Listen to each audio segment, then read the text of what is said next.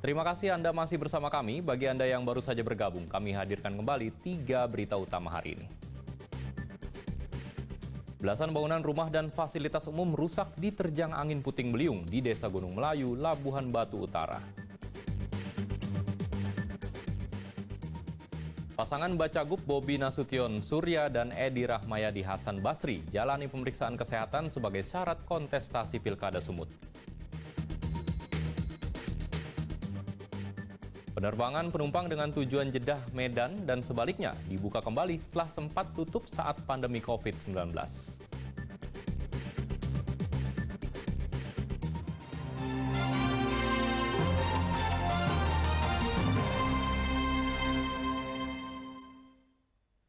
Dua orang kurir sabu-sabu diringkus tim unit Satuan Narkoba Polres Serdang Bedagai di Kompleks 1 Melati, Desa Melati, Kabupaten Serdang Bedagai. Petugas juga menyita barang bukti sabu-sabu seberat 680 gram. Dua orang kurir sabu-sabu bernama Muhammad Anggara berusia 27 tahun dan Agus Pian berumur 23 tahun ditangkap petugas Polres Serdang Bedagai. Kedua tersangka ini diringkus berdasarkan laporan warga Desa Melati, Kecamatan Perbaungan, Kabupaten Serdang Bedagai terkait adanya transaksi narkoba pada 22 Agustus lalu. Berdasarkan laporan itu, petugas kemudian menangkap keduanya di Desa Melati pada hari yang sama. Dari tangan tersangka, petugas menyita 680 gram sabu-sabu siap edar. Di perumahan tersebut sering melakukan transaksi narkoba. Kemudian Kasat perintahkan Kanit untuk membentuk tim dan melakukan penyelidikan. Besoknya kita berangkat, kembali diinformasikan sama masyarakat bahwa yang dicurigai sudah berada di TKP, sudah berada di perumahan Melati 1, Kecamatan Perbaungan. Kemudian dengan dibantu dengan masyarakat, masyarakat, Kanit bergerak cepat bawa anggota ke TKP. Betul, dengan ciri-ciri yang dimaksud, bahwa di TKP ada 2 orang mengendarai sepeda motor Honda Beat warna hitam, sedang duduk menunggu pembeli ataupun yang mengambil barang. Kemudian tim mengamankan. Kini polisi mengejar terduga bandar narkoba berinisial F yang menyuruh kedua tersangka untuk mengantar narkoba tersebut. Masing-masing tersangka dijanjikan mendapat upah 2 juta rupiah. Akibat perbuatannya, mereka terancam hukuman penjara selama 20 tahun.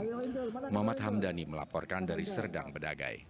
Ya, biar kita mulai sebentar aja. Jadi jangan ulang-ulang nanti.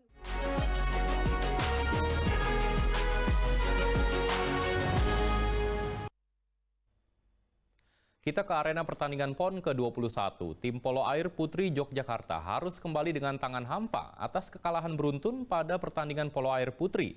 Tim polo air putri Daerah Istimewa Yogyakarta kembali ditekuk oleh tim polo air Jakarta.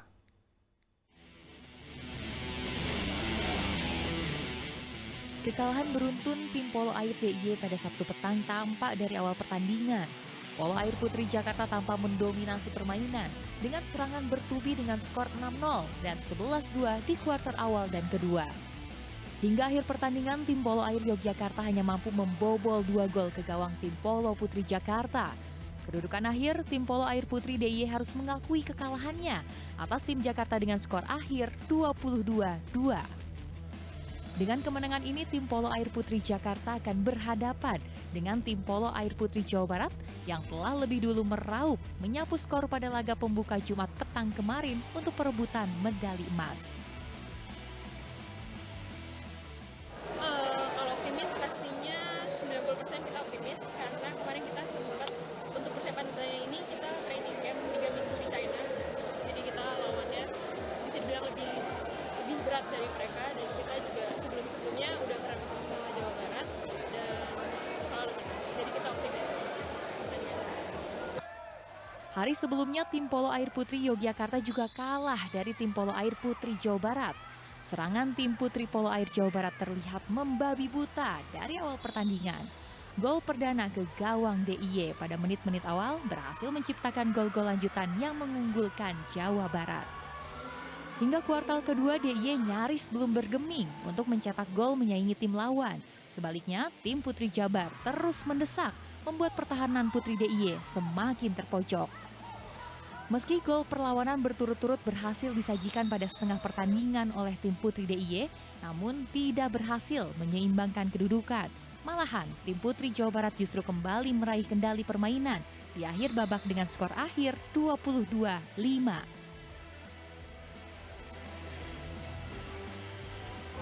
Besok lawan DKI, ya kita mudah-mudahan main all out ya, harus habis-habisan ya, karena tahun yang lalu itu di Papua jatahnya harusnya Jawa Barat, yang diunggulkan itu Jawa Barat, kepleset jadi yang cowok. Nah sekarang kita mati-matian, yang diperebutkan hanya 1 medali sekarang, 1 emas saja. Makanya kita mau nggak mau harus main all out. Jawa Barat yang menjadi juara pada PON sebelumnya di Papua telah dipersiapkan secara matang dengan menghadirkan beberapa bintang polo air putri Jabar. Kondisi ini berbanding terbalik dengan tuan rumah Sumatera Utara yang justru hanya jadi penonton karena tidak ikut mendaftar untuk pertandingan ini, baik pada tim putra maupun putri. Polo air putri hanya diikuti 3 tim, masing-masing Jawa Barat, DIY, dan Jakarta. Karena hanya diikuti 3 tim, pertandingan ini hanya akan memperebutkan medali emas. Tuti Alawiyah Lubis melaporkan dari Medan.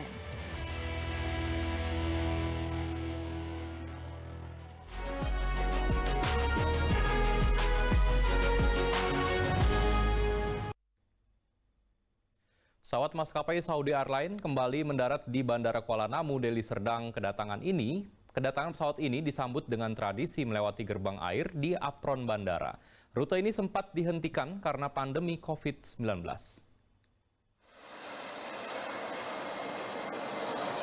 Pesawat maskapai Saudi Airlines kembali mendarat di Bandara Kuala Namu, Deli Serdang. Kedatangan pesawat ini disambut dengan tradisi melewati gerbang air di apron bandara. Hal ini menandakan dibukanya kembali penerbangan penumpang dengan tujuan Jeddah Kuala Namu dan sebaliknya.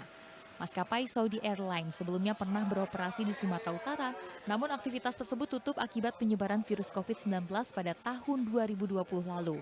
Baru pada Sabtu 31 Agustus 2024 dibuka kembali.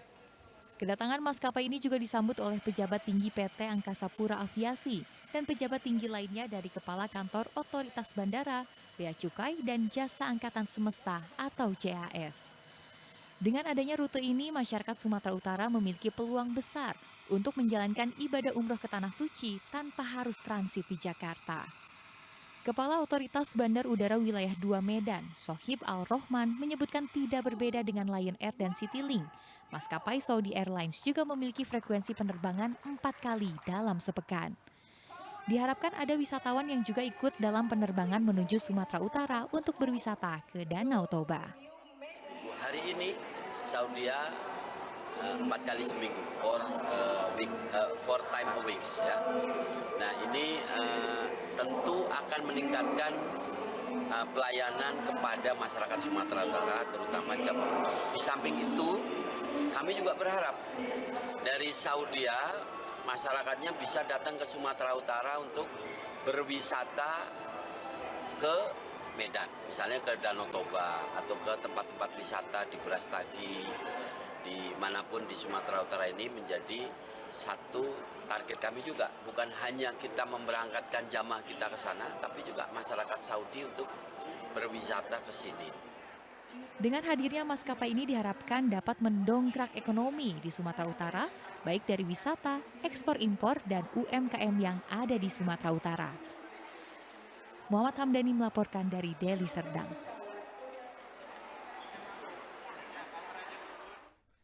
Ya, laporan tersebut sekaligus mengakhiri berita Medan hari ini. Saya berterima kasih atas perhatian dan kebersamaan Anda. Selamat beraktivitas dan sampai jumpa.